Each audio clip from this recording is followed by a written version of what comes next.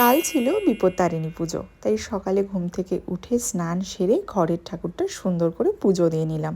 এরপর যাব আমরা নয়ডা কালীবাড়ি, তাই সুন্দর করে রেডি হয়ে নিয়েছি। এই পুজোর দিনে শাড়ি পরতে আমার কিন্তু বেশ ভালো লাগে।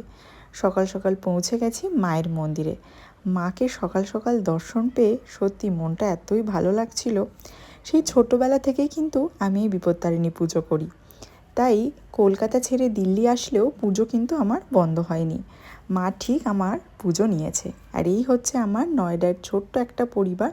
আমরা সব সময় একে অপরের সুখে দুঃখে পাশে থাকি। ফেরার পথে দেখলাম ঝমঝমিয়ে বৃষ্টি হচ্ছে। দিল্লিতে যেহেতু বৃষ্টি খুব কম হয়, যখন হয় দারুণ লাগে। বাড়ি ফিরে খেলাম সাবু মাখা, আর তার সাথে ছিল লুচি, আলুর দম, ছোলার ডাল আর সিমুই। এইভাবেই দিনটা কাটলো। এই ব্লগটা ভালো লাগলে সাবস্ক্রাইব করতে ভুলো না। চলো আজকের মতন টাটা।